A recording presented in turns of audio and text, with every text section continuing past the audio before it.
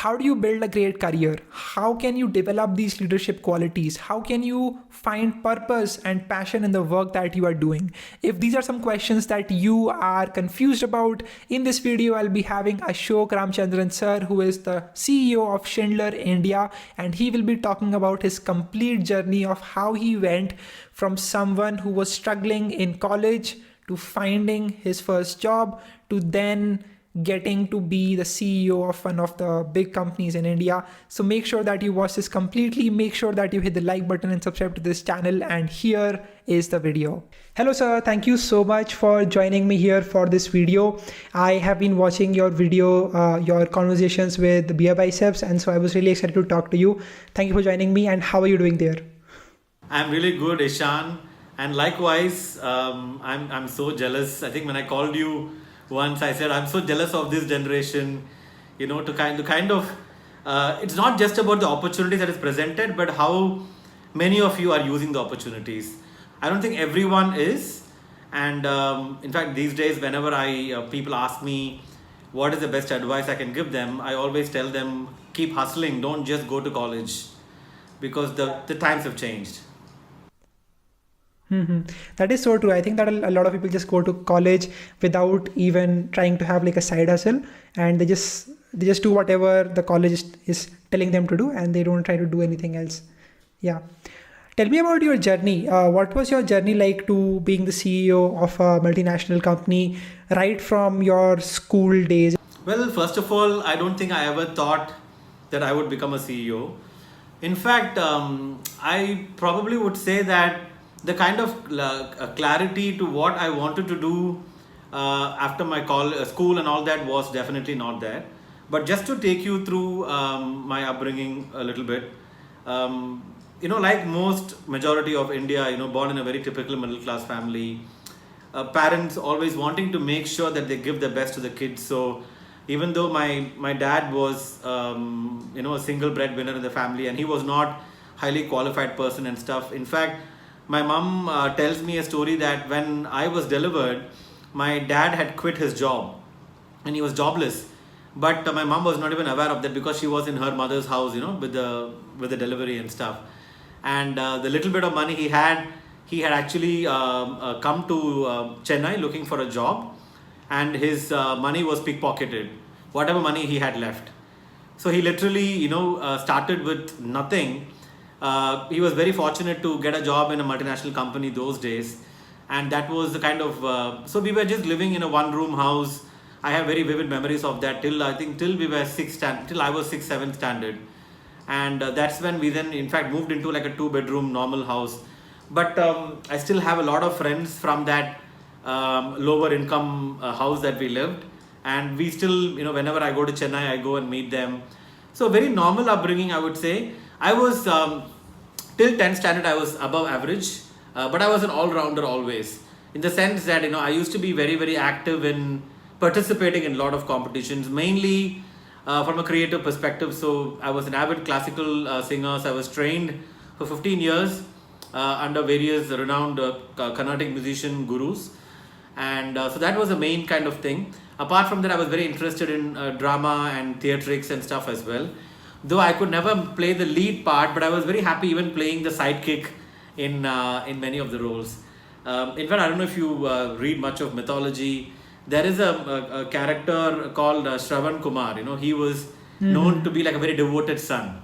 Yeah, and there's a story about him. Correct. So the story is when he carries his blind father, somewhere, and I played the blind father, in fact. So these are the kind of roles I used to play. So I was never kind of the mainstream guy, but I was always wanting to be that mainstream guy. I remember that. Like, I wanted to be the class leader, but I would never become the class leader. I wanted to lead the choir in music, which for many years I couldn't. Then finally in 11th and 12th standard, I led the choir for the school annual day event, which was like the biggest success that I can remember getting, So till 10th, life was kind of uneventful. I remember even getting an all-rounder medal in 8th standard. So I thought that I was a smart guy, intellectually and all that. And that's how everybody around me perceived as well. I was very good in math. I used to always get 95 and above. Many times I used to get 100 out of 100 as well in the half yearly exams, quarterly exams. I think in boards I got 99, 10th board. But 11th, the situation changed dramatically, and I don't know what happened between 10th and 11th. I have no specific idea. The only idea I can remember is I became more interested in music. I was attending more competitions. I was mostly out of the class most of the times. But I remembered that I was not interested in sciences. I used to hate physics and chemistry, and I think it was half yearly. I failed in chemistry and physics as well, and that was quite a big impact, because my school is a very renowned CBSE school, and most of the people are like high scorers, 90, 95, and especially if you don't have a reservation, you have to get like 98, 99 to get a admission in an engineering college on a merit basis. And that was a dream, right, to go and do engineering. And the only reason why we wanted to do engineering was a herd mentality. Everybody was going to do engineering. You either go for IIT coaching from 8th standard, and if you're not going to IIT, then at least you should aim for a BITS Pilani or the government college, government engineering colleges in Tamil Nadu, for example. Now, with all these kind of scores, I ended up getting 76% in 12th. And whilst, in normal language it is distinction, but it is of no use coming from a CBSE school getting 76%. So I still wanted to go and do engineering. I in fact contemplated a lot doing arts and all that. But today, like my executive assistant, for example, who actually joined Schindler 2.5 years ago, he's an art student from Shahid Sukhdev College in Delhi. And I was just talking to him a couple of days ago. I said, when I was in school, leaving school, I did not even think of those opportunities. I used to think that if you go into arts or commerce, you're like a dumb person. Whilst I was, in effect, I was quite dumb, I think, because I didn't get good scores in my, 11th and 12th. But it was not an option, it was only engineering. And one of my friends actually told me, he said, you better do engineering because you will repent later why you didn't do engineering. And I think that was, all thanks to him today, it's helping me as a CEO and stuff. But in hindsight, I shouldn't have done engineering, which I did. And I always joke everywhere, that the only best thing was that I graduated in 4 years. It could have easily become 5 or 6 years. And that too, paying a lot of money. I spent like my parents' money, 3 lakhs. We had to mortgage my mom's bangles. It was not like, they could just pay money and get everything done. So I had to take loans and everything. So that's how 12th, engineering happened. But during engineering, even before engineering, I think during the 12th holidays, I worked in a cassette shop. Those days, we had cassettes for listening to music. And there was famous shops in Chennai, Landmark. There was another shop called Music, Musique. So I used to work there as a shop assistant. So I think I did my own kind of hustling without even knowing I was hustling, because those were giving me some skills which later on was very, very effective and useful. I did that, and then finally, of course, then, engineering happened.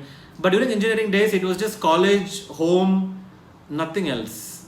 No hustling, nothing, learning or improving skills. Like when I see the people doing now, I don't think I didn't do anything of that sort, I was just kind of more worried about clearing my exams. I had to go quietly, chupke, I had to go and do my earlier exam, because my parents never knew that I had failed. I never told them I had failed so many subjects. The postman used to bring the exam scores, because the college used to send it by post. And I used to patav the guy before he comes home, make sure that I get the mark sheet and never show it to my parents. And my mom was so, poor thing, she was so naive that she never thought the son was actually failing so many subjects. I only told her after I finished engineering that ye sab hua, in my life and all that. So it was, college days was, in a lot of ways, I would like to forget about them, that's what I would say. But then what happens, right? After that, real life, you got to now get a job, you got to, you're 21, your friends are all going to US, they want to do MS. And this is a kind of a very standard template in southern part of India, especially.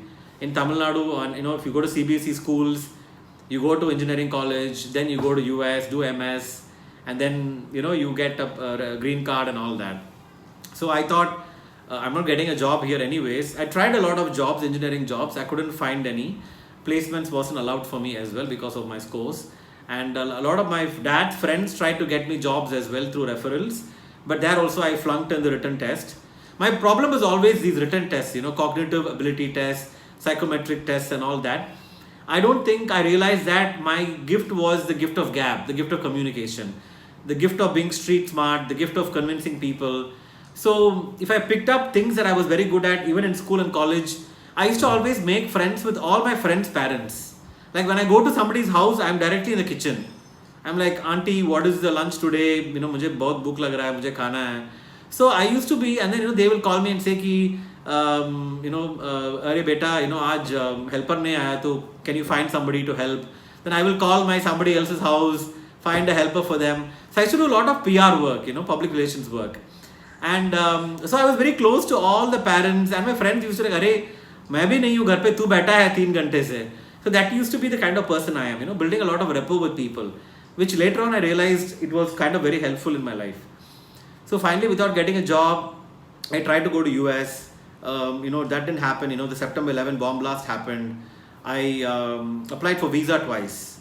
Both the times my visa was rejected. And this whole process, takes a long time. Basically, GRE, TOEFL, application, I-20. If you know the US systems, it all takes about a year, in fact, the whole process. I had admission as well from a good college, in fact, from Clemson University, but couldn't get a visa. By that time, 1.5 years had almost gone, and I was not sitting at home, but I was working in call centers. That's a boom of call center in India, and I was, pretty good at English. And there also, I remember the first interview I attended for a call center, I failed because I spoke too much. They said that ये बहुत बात कर रहा है. And then I had to go for the second, they allowed you to come back again for an interview after a month, the group discussion. So there I passed, and then I got into a call center in Chennai, worked there for about 7 months. I started off, I think, at 7,500 rupees salary, in fact. And then Bangalore mein, bigger opportunity came. Another call center, they offered 15,000. That was big money. And then they offered accommodation, food, everything. And then Bangalore life, coming from Chennai, going to Bangalore is like going to Las Vegas. It's like all the nightlife, the clubbing and all that. So that was kind of an attraction. And I went there, I stayed there for 7-8 months. I did very well in the call center. I kind of became one of the top sellers. I made a lot of incentives. I thought, this is good. I could see myself, being a call center guy for life. And then one of my friends came from Australia who actually was studying there. He said, why don't you try to come to Australia? It's really good. You can get a bank loan as well and stuff like that. So finally, I did that. I took a bank loan. I went to Australia and I started my life. And I would say that 2004, February 2nd, I landed in Australia. Was definitely a life-turning event in my career. Everything, my life, my career. So it taught me a lot of things about life.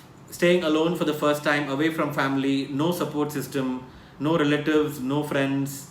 Even walking into the brand new rented apartment, which had nothing, and in India, your neighbors will come, they'll offer you coffee, tea, lunch. There, nobody bothers, you're just on your own. And you don't have enough money as well.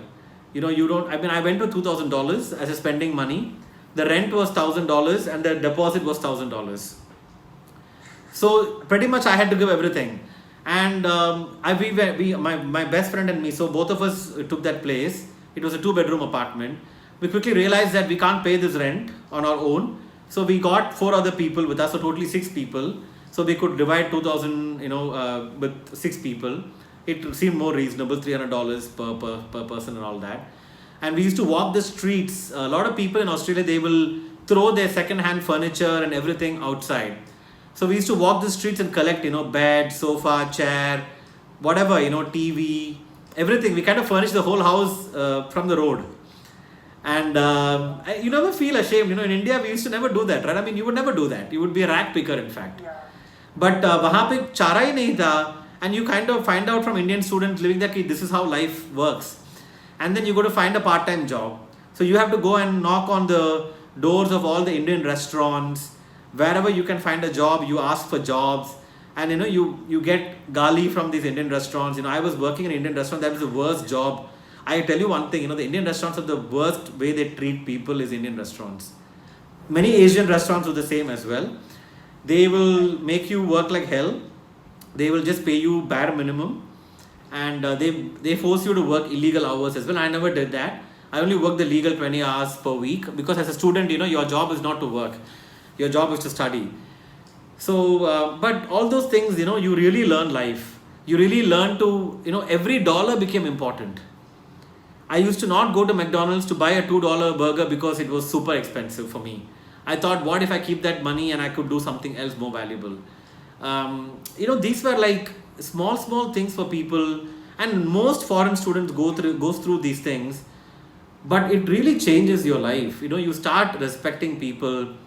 I think a lot of what I am today created by these experiences. So previously, I used to have, for example, Pakistan. When you're in India, you really think that Pakistanis are horrible. They're just, terrorists. They're going to be bombing you. This kind of perception we had. I don't know how much it has changed now for this generation, but in my generation, it was really bad. We had a lot of war coming out. I know that those kind of times, lot of attacks. 1990s was when the Pokhran nuclear thing happened. India tested nuclear weapons, and we were doing a lot of things. But I in fact lived with two Pakistanis, and they were the most amazing people I could ever stay with. I loved speaking Hindi with them because they spoke Urdu, and it was like listening to poetry every time we speak to them. And you start learning, appreciating people. Like Pakistanis aren't bad. In fact, the funniest thing was a Bangladeshi professor helped us the most. He actually called us home and gave us desi khana, which was a rare find. We used to be literally yearning for desi khana. The only place we used to get proper desi khana was the Sunday Gurudwara Langar. In fact, that is the time I knew about the whole Sikhism culture, the Punjabi culture. And today, I have a lot of respect for the Gurudwaras, the Sikh community, in fact. So these were the experiences that I was collecting. We used to take a train to go to the the Langar on Sundays. You don't have to even know where to go. You just have to follow the Indian crowd. Every Indian is going to the Gurudwara to eat the Langar. Because that's where you can get dal, roti, chawal, sabzi, kheer, all the salad, everything. That was like a feast. Because otherwise, ghar pe to sirf, we'll just make one dish and just, survive. Kabhi kabhi, there's dahi chawal and all that. So it was great learning. But, during those times, I didn't feel it was great, by the way. I was thinking, what a horrible life I'm living. And I used to call my mom every day for the first 3 months, crying to her, saying, I want to come back. But we had taken a huge loan. A 30 lakh loan was taken for my education. It was a lot of money. I had a huge responsibility to pay this back and all that. But thankfully, college education in masters went reasonably well. I didn't fail or anything like that. I studied reasonably well and graduated. And then last semester, I was doing an internship. Internships as well, I had to find them myself. Last semester, I did in a furniture company, a manufacturing company, which I joined and graduated. The internship went really well. They offered me a job. That helped me to apply for my permanent residency. I got my permanent residency work permit and then joined Schindler as my first job. The internship went so well, and even my first 6 months in the job went so well that my boss called me. He said, we are too small for you. You should look for a bigger company. So then that's how Schindler happened for me. And from there, I think the journey started. So tell me about leadership. So you are working in this leadership role. What is leadership for you, and what do you think are the qualities of a good leader, and how can someone become a leader without having that title, right? So I read this book by Robin Sharma called as Lead Without a Title, right? So what do you think about that? I wanted to start with that, in fact, that you don't have to be a leader to be a leader. You got to be... So first of all, let us talk about what is leadership, right?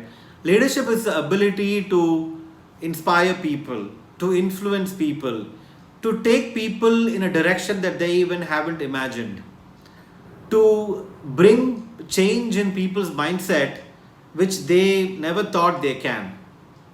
For me, this is what I define as leadership. There's of course a lot of definitions of leadership and all that, but I've always believed that when you are given a title, it's very easy to be to be a manager. Let me tell you that People make you the leader. Your company makes you a manager. And the biggest difference between these two is you don't actually manage people. You actually lead people. You manage non-living things. You know, you manage a warehouse. You manage your inventory. You manage the kitchen. You don't manage people. You know, the word manage people sounds very derogatory, in fact. You know, it is what are you managing them? Is there a problem that you have to manage? You know what I mean? Like, that is galat hai wo. You have to lead people. You know, you got to, that is where I think, but a lot of people think the moment they become a manager, they're a leader. They're not. Just because you have 10 people reporting to you, they have to accept you. They have to say that you are the person I want to follow. Makes sense. Right? So the qualities of a leader is somebody who is able to generate that warmth, who is able to make you feel comfortable. Like just a couple of days ago, you know, I had a one-on-one with one of the salesperson who's newly joined in Bhopal, and he had joined from a competition. So when I had a one-on-one with me, you know, first 5 minutes he was literally trembling. I said, "Kya ho gaya? Itna tension kyun hai?" He said, "Sir, I cannot believe that you're giving me time. Why do you have to talk to me? You know, I'm like 5 levels below you." So that and he said, you know, the one word he said which really struck a chord. He said, "I feel respected in this organization. कि मेरा भी कोई माने रखता है यहाँ पे." I think that's what a leader can do, is pick up a phone, for example, call somebody and say, "How are you doing? If you want anything, I'm here for you. Don't worry about it." So that's what I define. Right. I was recently listening to Gaurav Munjal, the CEO of an academy, and he was talking about how he practices all the principles that he has laid down for an academy, like the culture that he has created. So he says this thing that culture is what you actually show, not something that you put on a wall and, you know, like you tell people to follow that. So yeah, that's totally, that makes sense. So I will tell you certain qualities, right? Basic qualities for a leader is down to earth, being humble, being accessible, so that he or she is able to listen to people. A leader is someone who will walk the talk, who has, first of all, very high integrity, wouldn't break rules of engagement, doesn't abuse his power, is able to take you to where you cannot go. You know, for example, Indra Nooyi took the organization at the peak of the cola wars. She introduced Gatorade and Quakers, health drinks, which time the whole board actually rejected her opinion. They said, "You're kidding, you're being incorrect." But she said, "No, this is the future." She took the organization to that direction, and today we know the result. Health drinks are the most popular. People are not drinking so much cola as before. So that's what a leader is. The leader is able to see the future. He or she is a visionary. They're able to see that Ishan, for example, has the quality to be a CEO. I see that in him today. Let me groom him to that. And I can tell you, I have hundreds of examples, hundreds of people who are actually my secretary, who is today HR director in the company, in a span of 5 years. I don't see her as a secretary, but I saw her as so leader is somebody who's able to see the future of people. And one of the books I recommend for everyone is The $1 Trillion Coach. By Bill Campbell. Bill Campbell. It's my Bible. You know, in fact, I have also done a summary of that on my LinkedIn, I think last year or something. I read that all the time, and he actually confirmed to me that, because I know I was always worried about my leadership style, you know, because I was always very caring and I was showing a lot of love in leadership. I used to feel, is it correct to be showing love? And he actually talks about leadership with love. That leaders have to. Start with Why is also a great book. That's a great book. Simon's, you know, start. But of course, that talks a lot about purpose of organizations. This specifically talks about him as a leader, how he engages people. So I would recommend if anyone interested in leadership qualities, that's a great book to read. Definitely. How can someone find fulfillment in their work? I think this is something that people realize. So, for example, in my college, everyone is a lot more into like software development, like software engineer job and all. And once they get on to doing the job, a lot of them, not all of them obviously, but a lot of them say ki maza nahi aa raha, like they're not fulfilling, that they don't feel fulfilled in what the work that they're putting out, and so sort of becomes like a chore to them, right? Versus what I'm doing right now, I just love making YouTube videos. I don't even have to think about मैं कितना time काम कर रहा हूँ, कितना time काम नहीं कर रहा हूँ. So what would you say? How can someone find this fulfillment, satisfaction in the work? I think this is a big challenge with today's generation coming out of college, especially fresh graduates, that I interview. Many of them are going with the trend of what they see rather than what they think they're good at. Exactly same mistake I did as well, right? Going with the herd mentality. The 3 popular jobs in India right now for fresh graduates?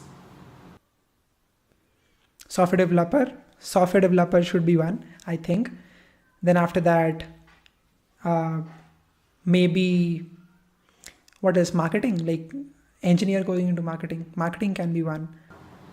But I'm talking more about MBA grads. MBA grads, the top 3 jobs in India today is product management, product management and marketing and strategy. And if you ask them what do you want to do there, they have no idea. That's the funny part. They don't understand what is inside product management, what is inside strategy, what is inside marketing. But I see both there. So for me, first thing is don't go with what the herd is doing. Really try to, and I even made a video about passion and all that, because I think passion is a bit overrated. You can't just say follow your passion. What if your passion doesn't feed you, right? See, tomorrow, for example, if you become a full-time YouTube content creator, and if that is not giving you money, there's no point in having content creation as a passion. It has to give you money, as it has to give you a livelihood. So it's about really trying to find out what is that you really enjoy and what are the challenges outside in the world, and how can you bring it both together. Can you experiment? And this is the age you can experiment, 17, 18, 19, 20. You can dabble on a few different things, and even if you fail, you've learned something. And that is how you start finding a near point of key, okay, chalo, I will like this. The other thing you can do is also you can do hustling, right? You may have a mainstream software development job, but do something on the side which could be your passion. And if that side hustling becomes a mainstream, then you can quit your mainstream. So a lot of people, 18, they say, I want to have a startup. I say, ki, what do you know about startup? Just don't go blindly say, I want to do a startup. Work somewhere, I hear that a lot. 99% of the people messaging me on Instagram and all that is always about, I want to start up, can you mentor me? I'm like, kya kar raha? Maine sirf 12th pass kiya hai. I said, go and study, work somewhere at least. Even if you don't study, just go and work somewhere. I think that this happens a lot. Paul Graham, who is from Y Combinator, he also suggests that people in college should not be starting startups. I think that too many people are just like focused too much on the idea of what it looks like to be like a startup entrepreneur. And what I have seen meeting people, talking with a lot of people who are in this space, it's a lot more hard work, and it gives you a responsibility sort of, right? So like, let's say once you take funding, so now you have even more responsibility of like thinking about how can you properly deploy capital to grow and all. So that is something that people don't really realize in the fireside chats. What would you maximize on when you're early on in the career? Should it be money? Should it be love for the product that the company is building? Should it be purely based on career growth? So let me just get into the best company out there, like, like Google and all, or should it be, as I just said, like thinking about the product that the company is building. So talking about people graduating and coming to work, that segment. Yeah, again, I think the challenge is herd mentality. Do you know why product management role is so popular right now? Because Amazon has made it very popular. Amazon is launching so many business lines. They need a lot of product managers for each business line. So all the big campuses, especially the premium ones, they all target this role and this kind of, Amazon mein product manager banna hai, because you get, great job and great life. That's what they assume. What is product management exactly for the audience that is not aware of it? So product management is, let's say for example, Amazon is starting to venture into bulky items. They don't do a lot of bulky items, TV, or ordering TV, ordering fridge. So that itself becomes a category for them. So you become a category manager.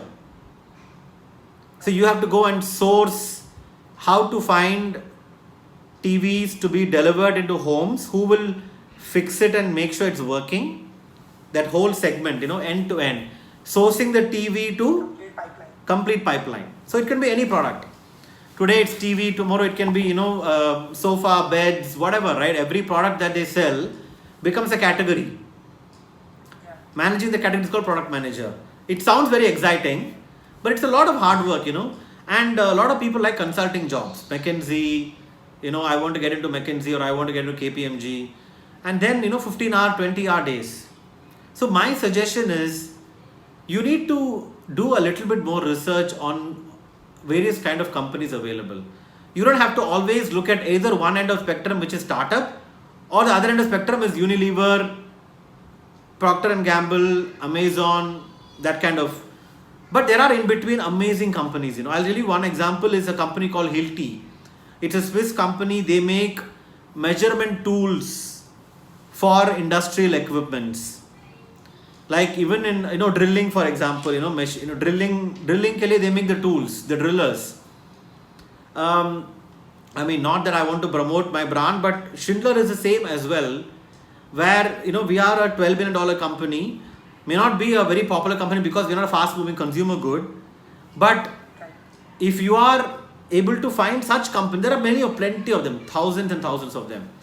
You really get into a good role. So my suggestion, Ishan, is people should look for, first of all, a good role where you can really learn and ask questions about what does the role entail. Is it sitting behind a computer all day and coding, or what is it? Does it fit your personality?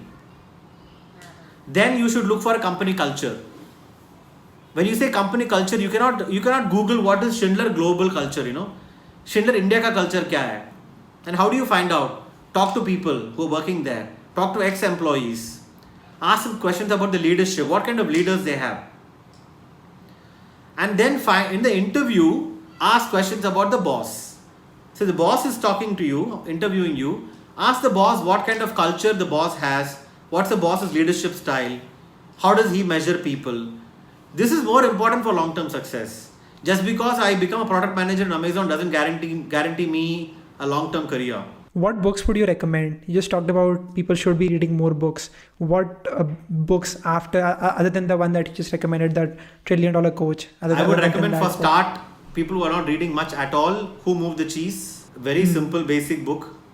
Small book, but a great book to change your mind. I think the Simon Sinek's books you mentioned, I'm a big fan of that. Start with the Why. I used to start, my career, I started with a lot of autobiographies and books by leaders. Jeff Immelt, and before that Jack Welch, GE, the GE guys, CEO of GE. Amazing. That was like life-changing for me actually, to become a leader. The kind of things. I read a lot of Richard Branson's books regarding Virgin. Screw It, Let's Do It. One of my favorite books. I would also recommend Yuvan's book. There are 2 books that he has, I think 3 books in fact. The one I'm reading now is 21 Things About the 21st Century. Sapiens and Homo Doers. Correct, Homo Doers. I've read the Of course, Sapiens I think that's a bit more. The other ones. It's a bit more deep, I would say. But the simpler books are the ones I mentioned about the Who Moved My Cheese as the first book. And I'm just trying to recollect. I would also recommend reading a lot of books on different kinds of autobiographies. So I've read Nadal's autobiography, Abdul Kalam's book. For India, Prakash Iyer's book. Very simple books he writes, but amazing books. I was reading this book called A Shoe Dog by Phil Knight. That was also really good. Amazing. But I recommend 12 books at least a year to be read. 12 to 15 is what I recommend. If we can't read books, at least read articles Right. or watch podcast. Some learning is important. Definitely. Definitely. Thank you so much, Ashok sir, for joining me here for this amazing podcast. I hope the audience got to learn something from this. And yeah, I hope to talk to you and do more of these podcasts with you again. Thank you so much. Thank you, Ishan. Thank you so much. I mean, there's so much to talk to. I couldn't realize we've already spent so much of time and there's so much more to cover. So yeah, let's look forward to doing more. I wish you a lot of best of luck for your career. I'm so excited for you, in fact. And if I can be of any help to you or your listeners and viewers here, more than happy to be connected with them. Thank you. Definitely, sir. Thank you so much. That's it for this video. I hope you got to learn something from this. Let me know in the comment section if you're still watching this. Just say I watched till the very end. And yeah, that's pretty much it. Thank you for watching. I will see you again in the next video. Bye-bye.